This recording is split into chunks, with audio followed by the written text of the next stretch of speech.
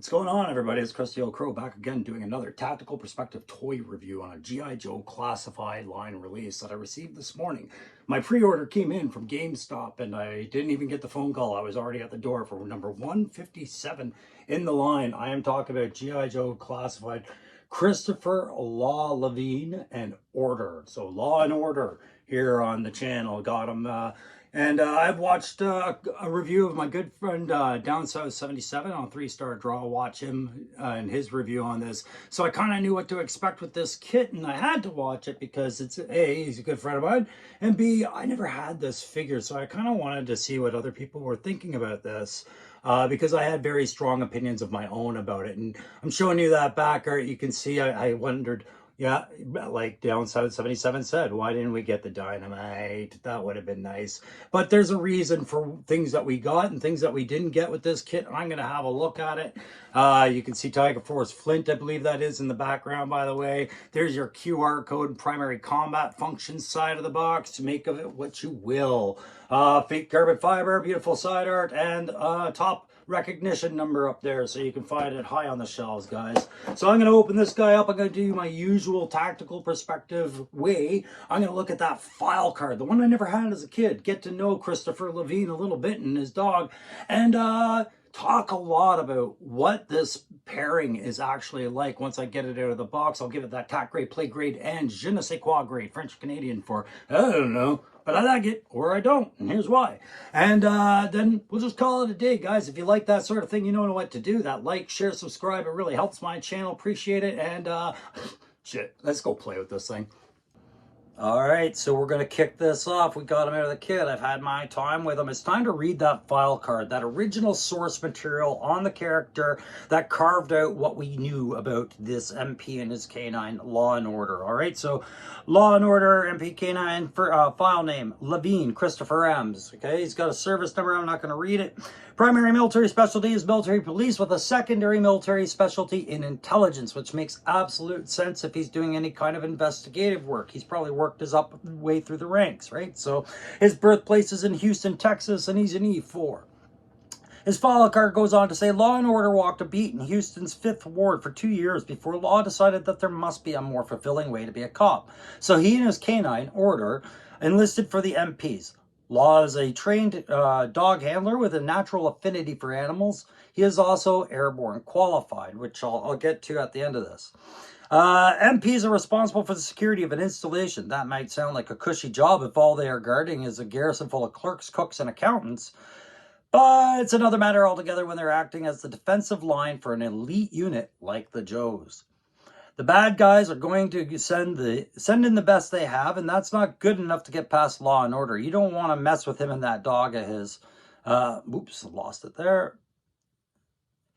Chew your leg right off, he will. After that, you will have to deal with the dog. All right, cool. So we got that file card out of the way. Thanks again to 3D Joes and Yojo.com. Two guys I always kind of, or sites I always pull these and a lot of images from. Appreciate it. Helps me set the tone for what I'm talking about here. I said I'd get back to that airborne qualification. All right, so yeah, another unit installation. It's going to have some aircraft like Dragonflies, Sky Strikers, Skyhawks, right? All those aircraft. And that's kind of what I was wondering when I was looking at our character here. Not to get into the buck too early, but I was wondering what was the source of the color sets. You know, like I said, in the military, I was Army, and I'm not used to seeing military police in anything but the uniforms I see them here in Canada on the bases in, right? I know the American military is a much broader strokes for them to draw such inspirations from, but this guy definitely does have an Air Force military installation feel. Definitely, you know, walking the perimeter fence, even as far as the runways with that dog, looking for infiltrators and things like that, security gate, things like that, searching vehicles, all that. But I didn't recognize it from an Army stance. But from an Air Force stance or even a naval port stance, I can probably see that. Anyways, I just wanted to bring that up. Now that we've got the file card out of the way, let's go have a look at his kit here. And since I already showed it, I might as well start with the helmet. We have that MP helmet there, fits nicely on my finger. And you can see that it's scuffed up, beaten with time, right? And white's going to show up everything. And it would have been easy for the designers to get carried away with the scuffs. But they're very subtle, simple little scuffs.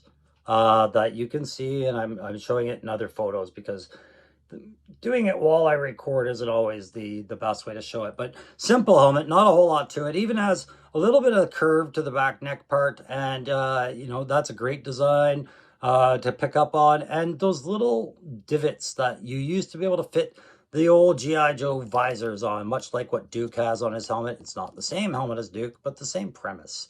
So there we go. We got that nice helmet on there. What else do they give us? Well, we'll get into two of the side components. Just like with Chuckles, they finally give us a set of handcuffs, which will be received and housed on his second handcuff holder. You can see they've got one painted on already, which was a weird choice when they were going to accessorize it, but I guess this is belt reuse at its finest.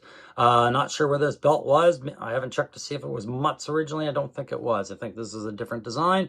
But there you go. That seats right in there. And now you'll notice there's that little eyelet on there on the side. And that's going to be for his ever so familiar nightstick, right? We're just going to slide that right in there. And you've got a dual set. Hell, I wonder if I could, if I rig this right, I could probably secure everything really neatly by just out of curiosity. Yeah, there you go. Look, I can even do that to make everything sit a little tighter, right? And now you go. There you go. So those two little pieces of standardized police kit really, you know, I would expect with a character like this, and I'm glad that they're incorporated. And it's nice to see reuse used appropriately, right? Speaking of appropriately, he wouldn't be an MP without a service pistol. He's got this nice one right there. It's a blah, blah, blah type blah, blah, blah with blast port. I'm not really sure what designation this is, right? I am so retired. But there you go, a nice pistol. And that's going to fit not in the side holster. Oh, that big old thing. No, that's going to fit in this chest rig, which some of you might recognize as a similar mushroom post assembly as what we got with Copperhead's back part. And I'm trying to think of who else has it on the front. There is somebody else, but I can't think of them at the time. But there you go. Look at that. That fits in nicely, doesn't it? And that actually does stay down nice and snug. Now, one piece I'm not going to pull out of it here, I'm just going to pull it in front of you, is the CB radio he's using to talk to higher, you know, his little purse comms there. And we've got another mushroom post in there that seats into. And you can do lots of posing with this nice microphone in his handset. You could even have another guy take it off his chest, talking into it. Well, this guy's standing here looking dumbfounded, like, how dare you take my radio? But we've got that. We're going to post that back in. And you can see in some photos somewhere I talked that, you know, it fits in the hand and everything like that. No problem. So the great little play feature. And I count that as a piece of kit as well, you know. Another thing I'll count as a piece of kit is the MP brassard there, the K9 unit identifier there. This is a loose piece, much like Jinx's headband for covering her eyes. This one, same material, same width and everything like that maybe, but it does have this tendency to slide down. And again, that was one of the few times where I watched somebody's review on a figure that I hadn't had yet. As a reviewer, I try not to do that so I don't taint my own opinions by accidentally repeating something else. But with 3-star draw, he pointed that out, and I was glad he did point it out, because I wouldn't have noticed when it was sliding off the arm if I didn't know to look for it, getting it out of the box, because it did kind of slide right down to that wrist before I saw it. So that's a piece of kit I'll also include. Last, well, not last piece of kit, but next piece of kit we have is Uzi, which I thought was an incredibly odd choice for an MP to be carrying around. This is really an assault weapon. But they've added some paint to that, and I'm of mixed opinions. The paint does have some sloppiness to it. I'll show that in the photos. But this gun this pew pew would have been beautiful if they had applied that to the 60th anniversary snipers arsenal, painted like that. I would have loved that. But it's a good look for the Uzi. But again, I'm wondering, why is he carrying around an Israeli submachine gun?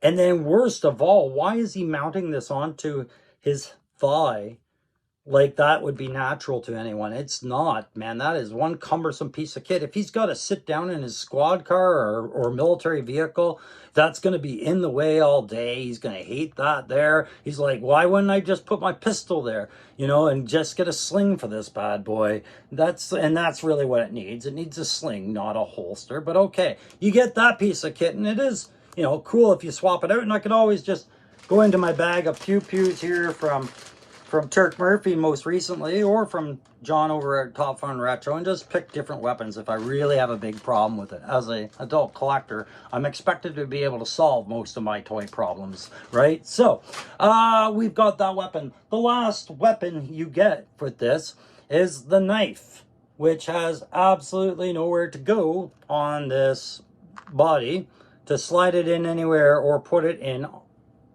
anything else but his hand. But then again, and I've heard people say, why would they do this? And it was probably part of a sprue set that they were using, or a weapons print file that included this. But really, I mean, this is something, if he really wanted to take out a Cobra but didn't quite have enough evidence, this is for him to sprinkle all over his some arrested guy, right? So he's going to arrest a guy, sprinkle that on there. Oh my God, he was armed. Now I get to use my handcuffs. Get him, dog, right? So that's how that goes. That's how I see it, and that's how I'm going to call it. That sums up his weaponry kit. Now, let's get into the last piece I'll show you. Is just that he does come with this. We saw this with Mutt and Junkyard when they came out. The assortment of hands are actual dog command signal hands. They molded them for a reason. You have a couple of pointy finger ones, but there are differences between the two. You have a couple of open hand ones, but the way the palm is cupping is slightly different. So this is a really cool little ad. I really appreciate that they did, but I appreciated it the first time. The second time around, I just expected it, and I'm happy it was included, right? But I'm not going to show all that because before I get into the dog, I'm going to mention that one smart thing they did, and this is another good reason they used this buck, is unlike with Leatherneck or Footloose or anybody, if you wanted to change their hands, you have to be very careful of the watch and wrist features falling off now. They really like to have those second layers as opposed to molding them in. And then when you do a lot of hand swaps, you have to be very cognizant of where those end up. With this particular buck and this many hands, the use of the Outback buck, which this is very smart, because his watch, they just added some nice paint to it that they didn't have on before, right? And just the same little memorabilia wristband that he has on the other wrist, but that's all molded into the forearms, so that makes changing hands much easier, right? All right, so that's all of Law's stock here. Let's have a look at what comes for Order. So Order comes in his vest with his collar. This collar can be removed, and his head is just like I find with Timber and the other animals. It's easy to just have it partially seated and loose. You have to really press down on it, get that pop out of it as I put this collar back on him, right? But you get two different heads. So here we have our good boy happy head. You can see the white painting of, or white print, the canine MP kind of stuff there. And then we have our vest for him, which I suppose you could try and find a way to removing it if it's heated and you're willing to pop this guy apart, but I have no intention of removing it. I think it looks gorgeous on him, considering also the photos I've been showing you of how organic it is to the role of this German Shepherd, right? So he's got a handle on there. He's actually got a handle on the collar piece and the back piece, right? And you can call it a handle, or you can call it a hoist point. He also has little peg holes for where you can add things like pouches from your 60th anniversary soldier, or even Doc, as you see I've done in the photo. Or perhaps he's bringing a casualty a radio so they can get on call because it's going to be a long rescue and they need to talk to them and things like that, right? So you fill in the blanks on how that all works, but they built it so you could do it, right? Nice paint apps on this guy too, but I count him as a piece of kit and not so much as the character, right? To me, he is the accessory in the set. He is the best tool Law has in his arsenal. And yes, companion-wise and personally-wise, on a personality, I would treat him as a living thing. But for this review, I'm treating him as a piece of kit. So a fine piece of kit there, and he will come with alternative pieces, right? So you have your not so good boy head, your angry boy head, right? You'd expect that. Something to really chase down his subjects and make them wonder why they even got out of bed that day. This German Shepherd's going to bring that to the table.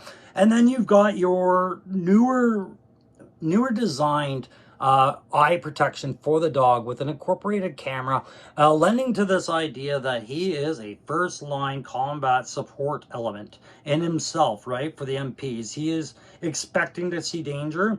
The carefulness on this is that it's a really tight fit over those ears, but it will go on. So I'll pop that head on for you and show you how that looks. And oh, what a good boy you is. All right, so there's your kit. Awesome. Let's look at the buck really quick. We're looking at this one enough. Nice pant. It's about the same as what we've seen in the line for, you know, Road Pigs Pit Bull there. I can't remember the dog's name. Or Junkyard and even Timber. Like, just all the standard points of articulation are there. But this military add-on harness, neck collar, and helmet piece really works amazing for me as I look at it. And giving it the play function of attaching pouches, I love that. So yeah, there's that buck. Going over to the MP, like I said, as you look at them, and you can see, we'll start at the head there. Christopher here has some really nice hair and good facial paint apps, whatnot. Bit rosy, right? Bit seeing some sun. As we go down, you can see he's got his police badge on the shoulder. I'm not sure if that's something that they have to wear in such a way, but okay. The MPs, you know, they're detached to the military, so they're a part of the military. So I didn't know they had such a civilian-looking badge, but I never thought the look, right? He's got a really functional vest on there. Now that is going to hinder some of the ab crunch, but not all of it. You're still going to be able to crouch this guy really well and pose him. He's got those pinless knees and elbows. Like I said, the watch units don't fall apart, and the brassard does fall down. On the belt, you can see he's got a service mag light on there, as well as non-removable handcuffs. A couple of pouches for his pistol mags. The handcuff pouch, the lanyard, or the eyelet for the nightstick. And then more pistol mag pouches, and maybe something to write with, or a little notepad and everything in his leg holster there. And then that poor choice of a leg holster for his Uzi. Again, this is really just Outback. So if you have Outback, you have the base of Law from Law and Order, okay? So I think I'm about ready to give you guys my final thoughts on this and give him a grade. All right, so we're at grading time, guys. It's time for me to give you my grades on Law and Order number 157 in the G.I. Joe classified line, available here in Canada as of today. Canada, Ontario, just the District of Ottawa. Anyways, guys, listen, when I saw this kid, I already knew it had a strong TAC vibe for me. He does look like military police through that helmet and vest, but maybe not so much through the t-shirt. I don't know, but including a lot of identifiers, and that's the big thing about military police, is they're very recognizable on the base. You know who they are, right? Here in Canada, no different. They have their own dress and deportment away from the rest of us combat arms guys, right? So it's fine. So TAC grade, I'm going to give him a 5 out of 5. It's because of the dog and the hand signals. Order brought a lot to the table. It's a beautiful German Shepherd skull, and the German Shepherds are a widely used breed of dog in a lot of dangerous jobs in the military and in police work. So I really liked it. The inclusion of the visor and the functionality of the vest I thought were great adds. For Lavigne himself here, Law, really don't have a problem with the character look. That harkens back to what he looked like back in the 80s, and I know that they gave him a submachine gun like an Uzi back then, even though I don't have had the figure. I think that is where I ding it on, a bit of tactical, but everything else made perfect sense, and it wasn't strong enough for me to say no. I'm not giving this guy 5 out of 5. Those hand commands that we get included in this, the stay, the yield, the drop, the knee, you know, come to me, you know, stay put, all that, walk by my side, perfect for a figure like this. Lots of options, lots of features, and they can double as things you can use to hold things like Law rockets and things like that, right? Those hands, when you grab them and put them anywhere else, may serve other functions, like I said, firing the law rockets and other items that maybe you want for other figures. Just check and see. I'm not going to do that now. Don't care about the extra knife. Like I said, sprinkle that on your guy and arrest him. So play wise, I'm going to go with another strong 5 out of 5. It's got a lot of play factor to it. There's a lot of things you can do, including the radio, ratcheting this guy up to a winch. You know, maybe he's dragging a Cobra ATV or dragging the Stinger, or he is hanging off the Dragonfly like I've done. Lord help us, don't hang him off that Rattler though. You know, lots of play. I don't think I have to justify that. The je ne sais quoi is where I'm going to get him, and I'm just going to give him a 4 out of 5 on je ne sais quoi. And the reason being is that Ingram, or that, sorry, not Ingram, that Uzi automatic, you know, it's a poor leg holster choice, and they kept going hard on it. And, you know, to build a new harness for it and to paint up that Uzi and to slap it all there is terrible. I really need you, G.I. Joe, Classified, Hasbro, to consider the idea that maybe slings were appropriate on a lot of your weapons. Okay. Anyways, that's all. I'll take a point off it for it. But guys, I really like this kit. Really enjoyed it. Kind of impressed me more than I thought it would. But I wasn't expecting much out of it. I just knew he'd be sufficient, and you know, he would be a good dog handler kit. So hey, thanks very much for joining me, and I am going to catch you on the next one, guys. No idea which figure is coming next, but you know, as soon as I have something worth sharing, we'll be back on the Tactical Perspective. Till then, take care.